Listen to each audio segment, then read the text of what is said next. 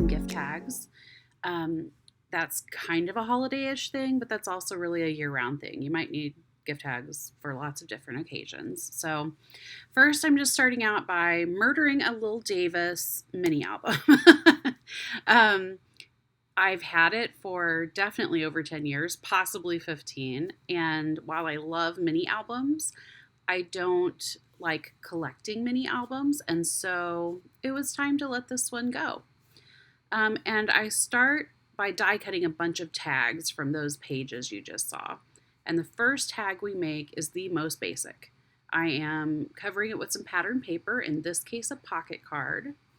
I trimmed off the excess and flipped it over because it was double-sided, and I'm using it for the stamped sentiment that's going to go right there. I'm notching it with my square punch. You'll see me notch things a couple different ways. But this is really the most straightforward, easy, done gift tag. So if you're a beginner, this is a great place to start. I did have a scrap of that manila cardstock that I punched a tiny star from, fit perfect on there, just to tie it back to, oh hey, I'm on a manila tag. So, and then I added some fibers. I had a really hard time matching that navy. Does anybody else have that problem? Matching navy? I had problems with ink, I had problems with fiber, but in the end, I had a cute, simple, quick tag. For the next tag, I actually made 3 little mini tags here, and I made them all in one go. This is one of my favorite go-to quick techniques. So if you're like me and you have some rub-ons in your stash, then I think you'll like this one too. Especially Tim Holtz put out a lot of these great text ones where they're really close together, and you could collage them like this, use them like this, or you could cut them apart and use them separately. But basically, I just plop the tags down on the back side, flip it over, and go to town. Rub these down and end up with a text background. I did have to just kind of scrape my fingernail down the sides or use like my scissors in the hole just to clean up any edges where the rub-ons were kind of sticking off the sides. But you end up with that look where it's just kind of a fun random text background, and it still says fun things like happy life and happy together. And then I again chose some coordinating fibers, ribbons, twine. For this one though, just for a different look, I stapled my ribbon on. Could have stapled the twine on, but I hadn't yet realized I wanted it. So I stapled the ribbon on, and I did go through the hole, but you don't have to if you're stapling. But I could have also stapled the twine on if I'd kind of been thinking that I would want that touch, and I just didn't realize until I got to this point. So I just slipped the twine through the hole and knotted like usual. But it's a little more of a rustic, industrial look, and I think it goes well with the collage text. And the twine just kind of adds, and the plaid, I think those are like fun little holiday type touches. Make sure to trim the ends of the ribbon so they're pointed a little bit more. And got your 3 little tags. Yeah, I think those look cute. All right, the next tag, we're gonna stamp with some simple masking, coloring in the image with colored pencils, and topping it off with fibers. So I selected a stamp that fit my tag perfectly and fit the theme of the gift I was giving. Just a little bowl of soup from Lawn Fawn. And this is where we bring in the simple masking. So I have some Post-it note tape there. If you don't have that, that's okay. You can use any paper with repositionable adhesive, or you can use an actual Post-it note and do your stamping kind of up by the sticky part. And you just cut the image that you want to mask out. In this case, I did not want to mask the lip of the bowl because we're going to put a spoon in the bowl. So it has to It has to cross the lip of the bowl in the back, but we don't want it going into the bowl, the front of the bowl. So now I'm just adding little sentiments. I'm gonna make the steam waves a little darker. I did it with black originally, and I'm going back with, or no, I did it with gray originally, sorry. And I'm going back with some black to darken it up. Same thing with the spoon. If I had a gray marker handy, I probably would have used that, but no biggie. So now I'm coloring in with my colored pencils.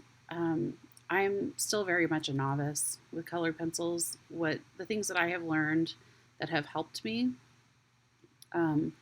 are to simplify my shading. So I always think of my light source coming from one direction, and I color with varying pressure. And then the marks that I'm making with my pencil are generally little circles. I do soft coloring and build it up to the darker coloring. And I always use my blender pencil. So these are Prismacolor pencils, and I always go back over with my blender pencil and do the little small circles, and that just gives it such a more polished, vibrant look and blended look. So that step's really essential for me. I'm just making the lip of that bowl on the inside. I'm whitening it up and coloring the soup. And I'm going to do this on each of the tags in different colors, but I'll cut all that out.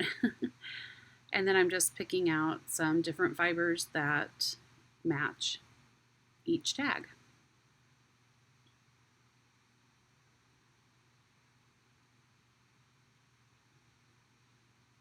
I have a ton of this candy corn twine from Lawn Fawn. I just thought it was so cute and unique when it came out. And so I'm using it. It's not Halloween, but I still think it looks fun on these tags. There you go. All right, the next tag, this is one of my favorite quick and easy techniques. We're gonna ink up an embossing folder and then run the tag through. So you might also see this called faux letterpress, or just even letterpress technique. So what's going to happen is we've embossed the image, we've put an impression into the image with a raised surface, and we've also applied ink. So it really makes that raised image pop and adds some color and some literal texture. So I decided I'm going to add a little bit of green with this kind of pretty turquoisey blue.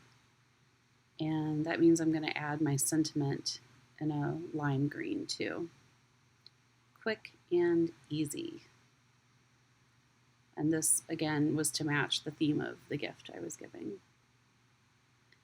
Our next tag uses some layered stamps. I am definitely not an expert on these. That's why I put them as tag 5 as far as difficulty level.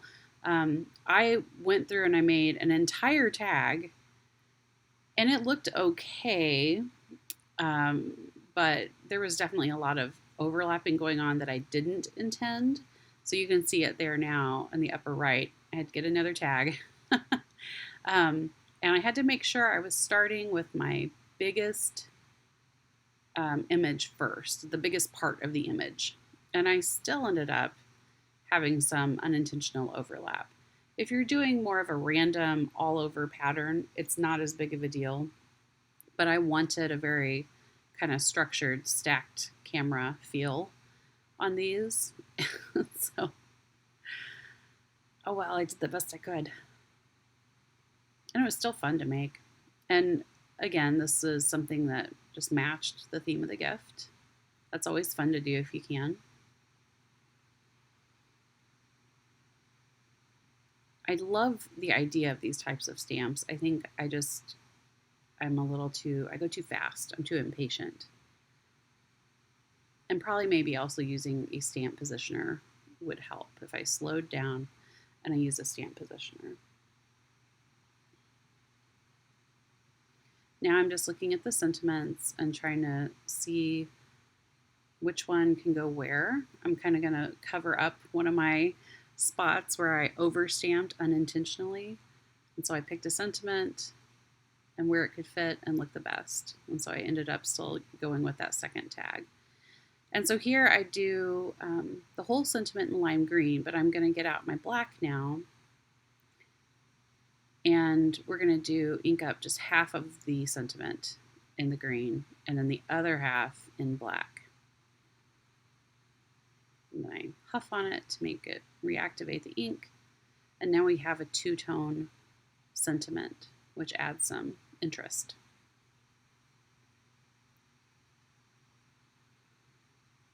I've been notching a lot lately with my square punch because I don't know where my banner punch is because, it's just crazy crafting season and so things are everywhere. And I kind of struggled with this one. So I end up just going back with scissors and trying to rescue it. Did a lot of just trimming down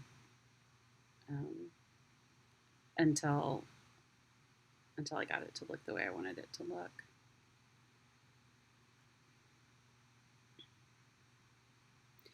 This was kind of another trick I would recommend. If your stamping's a little sloppy, then ink those edges. Make it look like it was on purpose. Go for the grunge.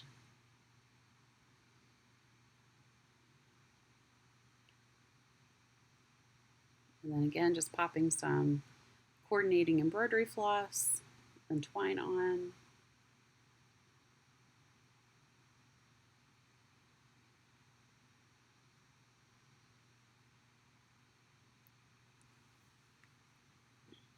And it turned out cute. Then on the back of all of my tags, I just did a little note to the recipient. All right, tag 6, watercolors, and then a negative die cut and twine. I wasn't sure if that's the right way to word this, but the die cuts, I'm not cutting out an image and then putting it on. I'm going to watercolor the whole tag and then use a background die cut to cut negative space into the tag.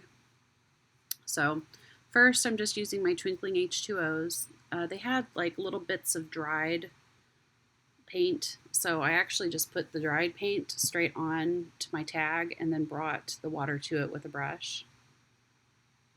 And then I did, go back and get some directly from the pots too. But I started just with the little paint flakes that came off when I opened them.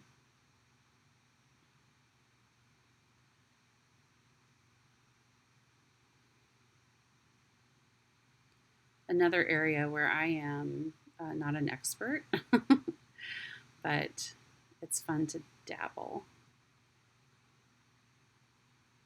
Watercolors are so forgiving.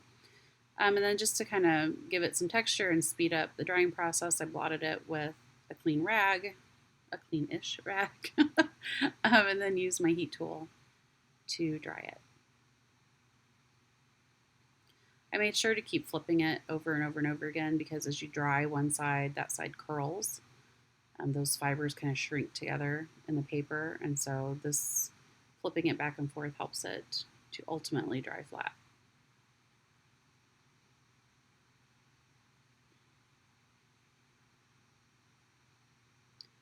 So that's a pretty tag just in and of itself, but I liked the idea of a kind of shower of hearts peeking through.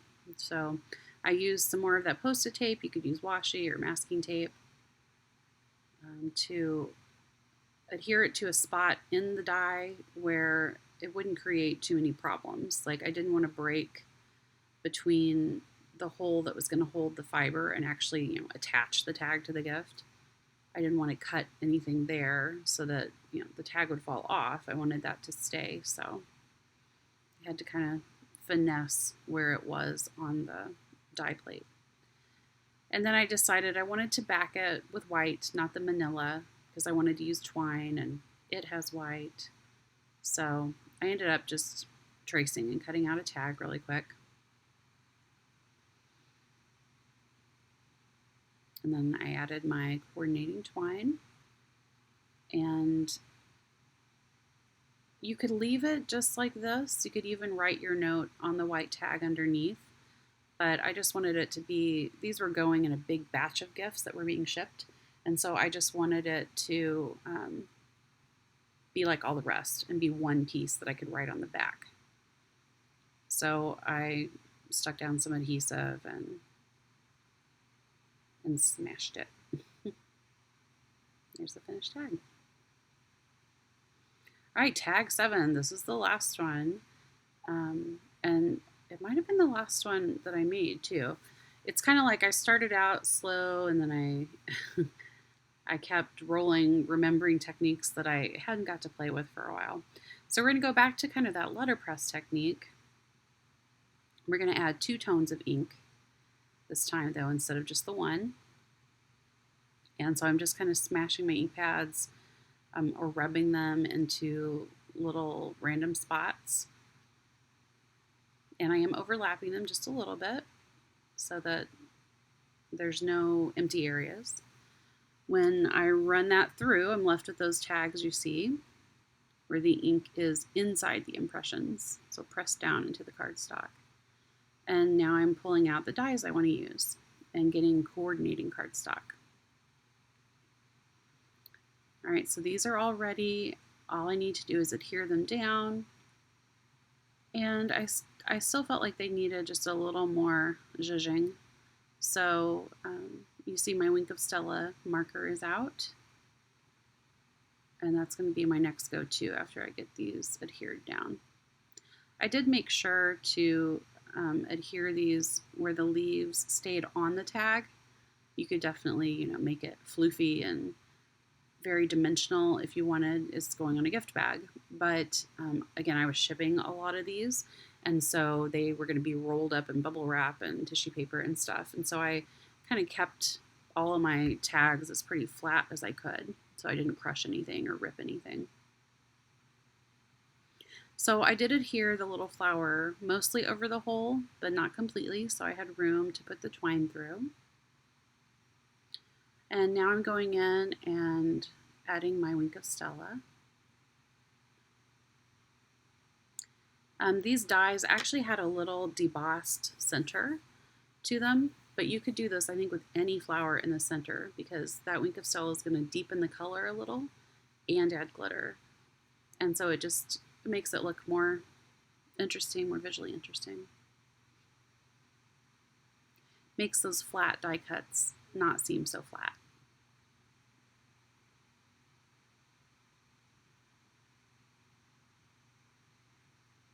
All right, twine time.